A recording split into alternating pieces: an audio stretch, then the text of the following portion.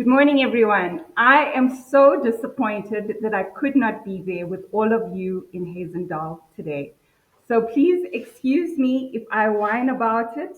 But for now, I am going to set my FOMO aside and just say that I'm extremely honored to be a part of the virtual part of the talks for the Global Financial Planning Conference 2025 Grand Finale. And I want to start by asking you a very important question. And that is, are you struggling with change? Right now, at this very moment, is there something in your life that you are not happy with? Perhaps it's lurking in the background, weighing you down, or really bugging the hell out of you. It could be a bad habit, a personal goal, a problem that needs to be fixed, or a difficult conversation that needs to be had. In the next few minutes, I'm going to share with you a personal story about my struggle with change. I recently had another birthday since turning 50, and let me tell you, life hits differently. And regardless of what our industry might tell us about medical advancements or that the person who's going to live till 150 has already been born, the reality is that most of us in Gen X, hitting the big 5-0, have most likely already lived two-thirds of our lives. You know, when I look back at my previous milestone birthday, I remember that I had just recently gotten divorced.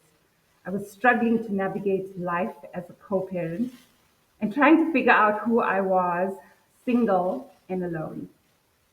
And one day, whilst driving, pondering life's challenges, I saw a sign. Nope, not a metaphorical sign, an actual billboard. And it read, lose 12 kilos in 12 weeks. And this sparked an idea for me to do something different for my upcoming 40th. And that was to walk on a beach in a bikini.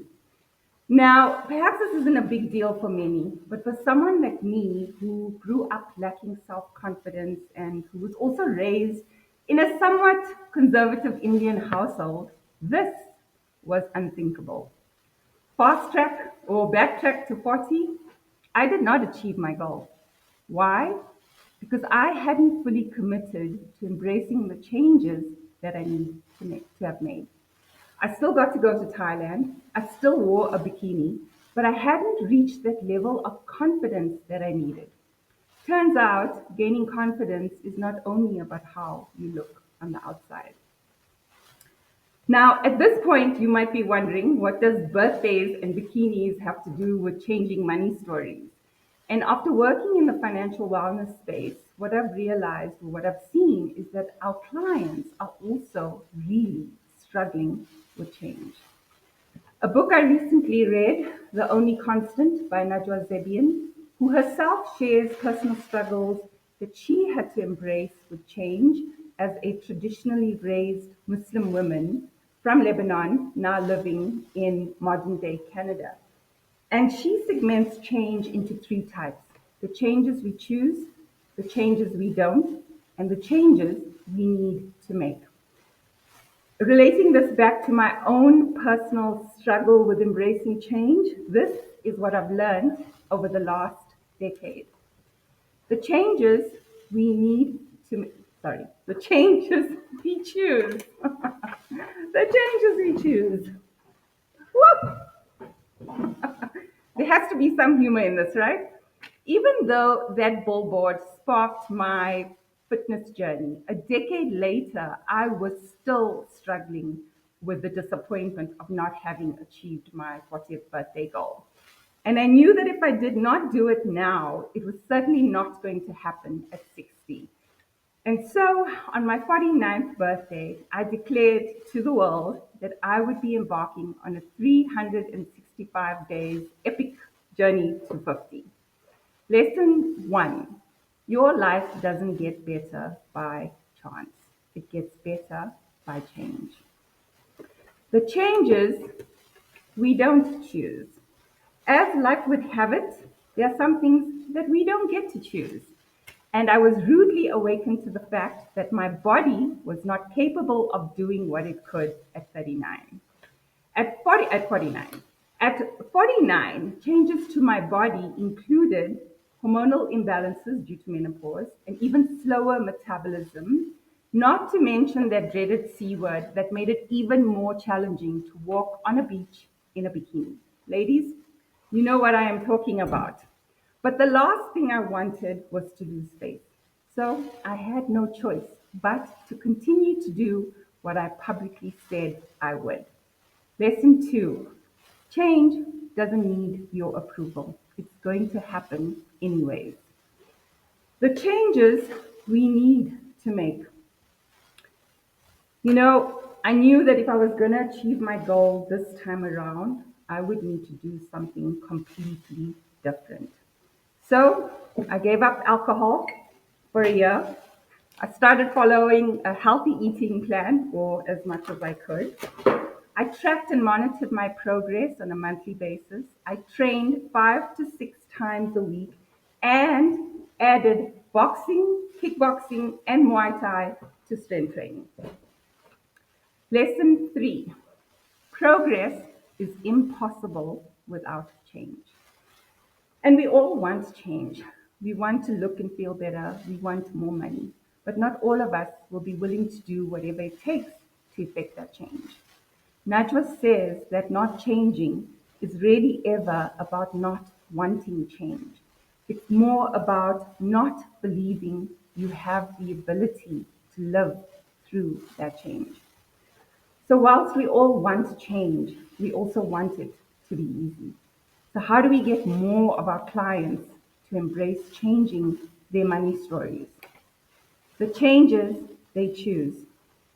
Changing money stories is not simply about teaching people how to manage their money. It also is about helping them change how they think, how they feel, and how they behave with money. The changes they don't choose.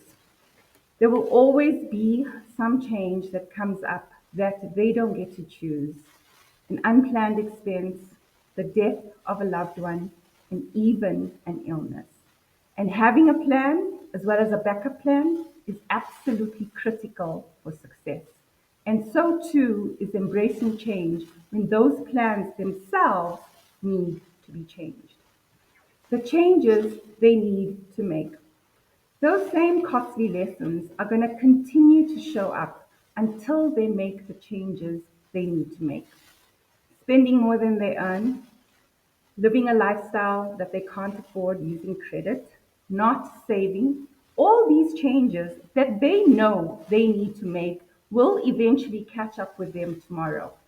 And by then, it might just be too late. So, did I fully embrace change? I celebrated my 50th on a beach in Mykonos, Greece, with a few of my girlfriends. I hired a photographer, I did a bikini photo shoot, and I shared pics on social media as proof of what's really possible when you fully embrace change. And it was not easy. There were changes, there were many changes, there were losses, there were gains, there were sacrifices, and there were investments. And even though it has been difficult to maintain that goal a year later, something for me changed at 50. I stopped waiting for permission and I started living life on my terms. But why did it take me an entire decade to embrace change? Change is a process, and it doesn't just miraculously happen once you desire it. And if I can summarize or narrow it down into three rules that can help us to avoid making those same costly delays: let go of who you were, regardless of what others might say. Embrace who you want to become and move forward even when you are afraid. And three, do the work, the right work, no matter who's watching and no matter how many times you fail. And if at some point in the future you find that you are still struggling to embrace change, I want you to remember this quote: you can't go back and change the beginning, but you can start where you are and change the ending. Thank you.